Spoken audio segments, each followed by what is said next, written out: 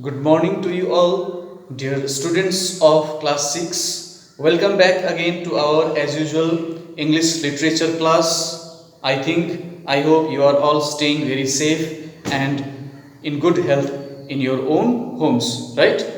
So, as you know it very well, that in my previous classes, I have already completed the two different topics. One was the chapter number 1, that is Living the Valley, and very next to that I had taught a very beautiful poem with you. I think you remember the topic.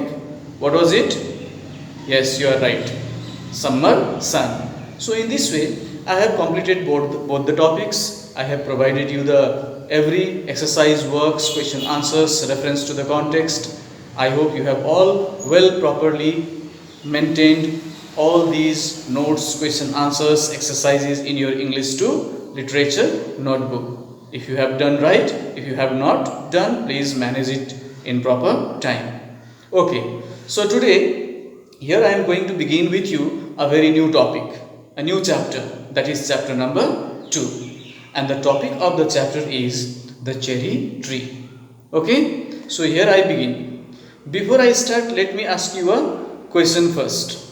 Okay, and the question it is asked in the book itself too. Question is here: have you ever planted a sapling or taken care of one in your garden? Sapling means a baby plant. Have you ever done such any work? Have you ever found yourself any time in any occasion that you have planted a small baby plant near your kitchen garden or in your own house garden, in front of your house, nearby the surrounding of the house? Have you ever done such type of any activities? This is what the question is asking. Why? Because it is very good and it is a very responsible work to plant trees near the houses, because as you all of you know it very well that plants are very important for this universe. Life is only possible with the presence of plants in the universe. If there is plants, life is possible. If there is no plants, then life is also not possible, children, in this universe. So it is our duty, it is our responsibility to plant more and more trees and different kind of plants near our houses, near the surroundings, near the park, roadsides, anywhere, wherever we can find the empty space. So this is what the question it is all related to. So here I am going to begin the chapter straight. Okay, listen it and pay attention. One day when Rakesh was 6, he walked home from the Masuri Bazaar eating cherries. So the main character here is the Rakesh. What he is doing at the moment? He is just coming back to his home from Masuri Bazaar, and from the Masuri Bazaar he has purchased beautiful looking delicious cherry fruits, and he is enjoying those cherry fruits so much deliciously and coming back to his home. Okay, children, they were a little sweet, a little sour, small bright red cherries. The cherries which he was eating, they were very sweet cherries. Although it was looking so small in size, it was very sweet, little bit sour in taste too, and looking very bright and red in color, which had come all the way from the Kashmir valley. And these cherries which he was eating at the moment, these cherries had reached to his hometown. From where?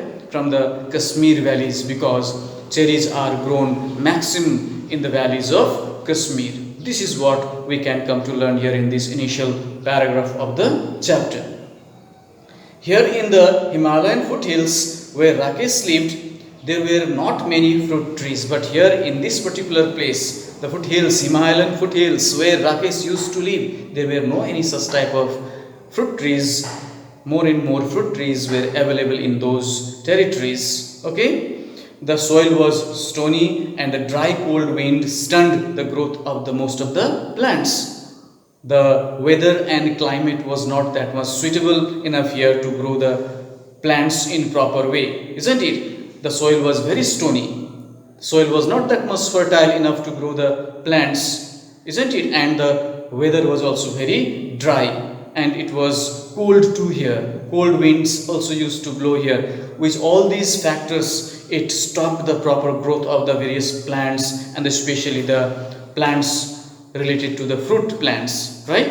This is what it was found over there where Rakesh used to live, that particular place where Rakesh used to live. But on the more sheltered slopes, there were forests of oak and deodar. Only to the distant places, forestry regions nearby the forest places, there were shady places in those places, and different kinds of plants like trees like oaks and deodar, they were found to be growing over there. So this is what we can find here. Rakesh lived with his grandfather on the outskirts of Mussoorie, just where the forest began. With whom did Rakesh live? Rakesh lived with his grandfather. Okay, in the outskirts of the Mussoorie town, means just outside of the town. Outskirts means outside of that particular place, just beyond of that particular place, not in the proper town, just outside of the town. This is what outskirts mean here. Just where the forest began, from that particular point where he lived, from that point itself, the forestry region started. Okay, grandfather was a retired forest ranger. Grandfather himself was a person belonging to the forest department. He was a ranger in the post. Ranger is a post given to a particular officer in the forest department. Okay, he had a little cottage outside the town, and the grandfather had a small house. Little cottage means a small house just outside the town. Rakesh was on his way home from school when he bought the cherries. So in this way, you see, when Rakesh was usually used to come back home from his school, almost in the usual times, what it used to be found him to be doing, that he used to buy certain number of cherries for himself to enjoy while coming back to home from his school. This was his usual work. He used to do almost the same work as he used to buy some cherries while coming back to his home, while he was coming back from his school to his home. This was his usual custom that he used to do. So in this way he paid 50 paise for the bunch. It took him about half an hour to walk home. In this way, you see how much the money it was spent by Rakesh to buy this much of the cherries? Hardly 50 paise. With the amount of 50 paise only, he was able to buy certain quantity of cherries for himself and could enjoy while coming back to home. Isn't it? And it took him almost hours to enjoy all the cherries which he had bought. By the time he reached the cottage, there were only 3 cherries left. In this way, he used to keep on enjoying all those cherries while coming back to home. And by the time when he reached to his home, almost how much cherries that it would be left out in his hands? Only 3 cherries that it would be left out in his hands. Almost it used to be his daily routine, daily custom. It used to happen. This is what it is found to be explained here in this paragraph, children, which we are learning at the moment on the topic, the cherry tree. Next, have a cherry, grandfather, he said, as soon as he saw his grandfather in the garden. No sooner he reaches to his house, he finds there his grandfather was already busy working in his garden. And when he reaches to the garden where grandfather is working, he gives a piece of cherry and says to him, here is the cherry, grandfather, and places 1 cherry into his hand, and rest of the cherry he enjoys himself. Isn't it? Have a cherry, grandfather, he said as soon as he was his grandfather in the garden. Grandfather took 1 cherry and Rakesh promptly ate the other 2. One of the cherry grandfather used to take, and the rest of the 2, Rakesh himself, he used to enjoy it. He kept the rest, he kept the last seed in his mouth for some time. The last piece of seed which he used to be found to be eating, kept it for a long time into his mouth itself, rolling it round and round on his tongue until all the tang had gone. He used to play with that piece of seed into his tongue, rolling it here and there, everywhere inside his mouth, till the last flavor and the taste of the cherry was not gone off. This is what he used to do. Then he placed the seed on the palm of his hand and studied it. Later, after finishing the test of the cherry, he used to remove the seed from his mouth and place it over his palm and used to glance it and stare it very carefully as if he was trying to study the seed. This is what we come to learn here, children, in this particular point of the chapter. After that, Rakesh happens to ask a question to his grandfather. He asks, "Are cherry seeds lucky?" This was the question it was asked by him. And the grandfather replied, "Of course." "Then I'll keep it." He decides to keep, after knowing from grandfather that cherry seeds are really lucky. Nothing is lucky if you put it away. If you want luck, you must put it to some use. In this way, the grandfather suggests the boy, nothing can become lucky if you just throw it away, put it away, you ignore them, you throw them away. But it become lucky when you put them in certain use. Then only those things can become lucky. This is how the grandfather tries to make the boy understand. "What can I do with a seed?" asked by Rakesh once again. "Plant it," the simple answer that the grandfather gives. So Rakesh found a small spade and began to dig up a flower bed. In this way, somewhere there just in the garden side, he finds a small spade, a tool for digging, a spade.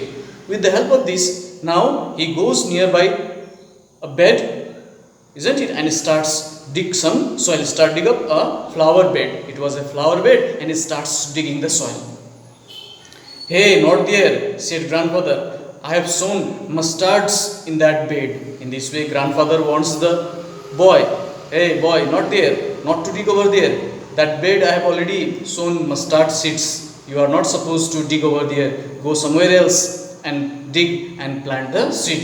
This is how the grandfather warned and suggests the child. "I have sown mustard in that bed. Plant it in that shady corner where it would be remaining undisturbed. You go away from here, far away in the distance in that shady place, and plant this seed over there so that it will remain undisturbed." This is how the grandfather suggests the boy to plant it into a proper place so that the seed will not be disturbed, it will grow properly and give a very good plant from it and grow a very good plant from it. This is what it was instructed by the grandfather to Rakesh. Rakesh went to a corner of the garden where the earth was soft.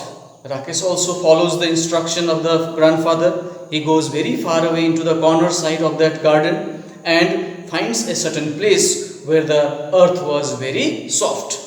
He did not have to dig. The soil was so soft that it was not required to dig the soil. He pressed the seed into the soil with his thumb and it went right in. Just what he did, he just took the seed and placed the seed over the soil, and he pressed the seed with the help of his thumb, as the soil was very fertile. So the seed also, it went inside the soil very easily with no difficulty. In this way, Rakesh was here found to be success enough to plant that cherry seed in the proper place, in the proper corner of that garden where no disturbance would be brought for that seed to grow. So this is what we come to learn here, children. Then he had his lunch and ran off to play cricket with his friends. In this way, he was now free at the moment. School was over, everything was done. Now this was the time for him to go and play. That's why after having a very good lunch, he now goes off from his house to play cricket with his friends and forgot all about the cherry seed. In this way, as he was a small kid, once he had planted, from that particular time onwards, he had no any thought, no any reasons to think about that seed once again. He just simply forgot about that cherry seed which he had planted earlier in the time. So this is what we come to learn here in this point of the chapter, children. So now I am going to stop the chapter here today. The rest of the chapter we will be continuing it in the next class itself. So please remain attentive. Be always regular. Do not miss your classes. If you want to understand the chapter very well, you have to keep on following us day by day, time to time, week by week, so that it will be easier enough for you to understand and follow the chapters so that you can learn it very well. Thank you very much, children.